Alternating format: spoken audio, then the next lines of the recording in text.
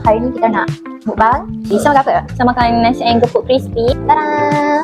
Nasi daging Palembang. Nasi daging Palembang. Fizzy sweet lychee. Fizzy sweet lychee. Dengan ketat Kan, kan? dalam set ni dah ada boleh Ais. pilih sirap ais, teh ais dengan sarsi. Betul. RM17. Boleh pilih apa? Kau base goreng ataupun kau base segar. Segar. Ayam ketel ayam. Yes. Amin. Rasa very very fresh lychee. Dia macam betul sejuk kan? sebab dia Layu. gepuk. Sambal ni boleh refill tau dengan nasi. Betul. Refill nasi dengan sambal.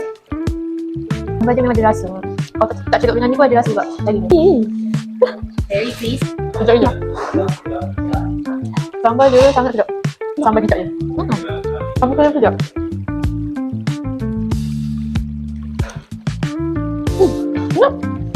Tambah sambal tu kan dia sedap lah. Tadi memang lembut lah. Tak liat. Memang lembut. Ya. Sorry tak kita. Makan memang menikmati betul lah. Macam memang tak bercakap lah. Tak mampu berkata-kata dah. Kita pasal budak kacik dah Lisa. Boleh. Boleh?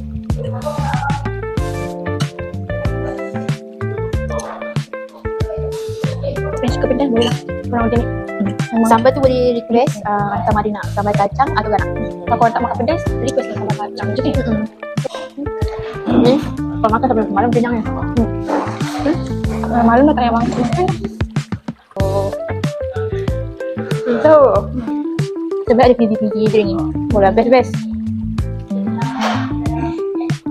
Ada jelly ya? Betul. Serius? Sejuk dalam sikit yang ada lah. Kat dalam ada jelly rupanya. Tak tahu boleh sama jelly ni. Sedap je. Not recommended.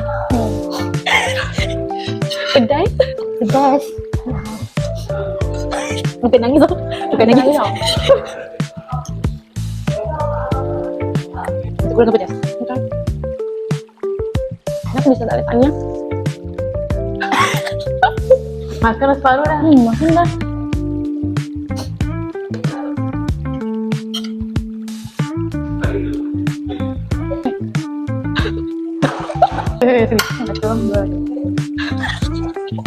Tak suka timun je? Tak, tanya je. Kerja cumanya macam kalau ada kopi goreng, saya tak pakai timun. Oh. Macam ni kita makan. Tadi macam nak dekat pukul 5 ni tadi. Buat video nampak. Wow, crunchy. Very crunchy.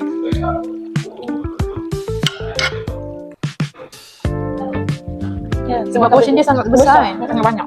Banyak. Ni kau yang gepuk pun 2 ketul ayam. Macam mana makan satu? Dia yang gepuk biasa juga tau. Tapi yang gepuk yang biasa tu dapat satu ketul ayam. Aduh, buat lagi ni. Sedap dan pedas. Sofa premium. Ya. So tu sini terus jadi Atletica. That's way. Kan yang ni tak pedas sangat. Dia pergi dia punya daging. Kalau suka yang semua tu dia memang tahu. Dah separuh dah. Macam masuk dia puas. Dia puas.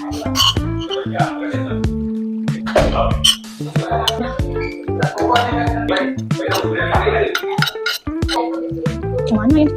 Terpaksa bungkus. Sebab dia 2 ketul ayam kan? Ayam dia pula besar tau. Besar dan crispy. Kenapa? Nak ada jam lah. Suka hujan di sini. Sebab hujan lebat. Gila, dah. Weh, lebatnya. Uish. Tapi dia air. Pedas. Pedas weh. Tak habis gini. Pedas. Pedas. Pedas sini. Thank you for watching guys. Jangan lupa datang ke Ayam gepuk tak kisah.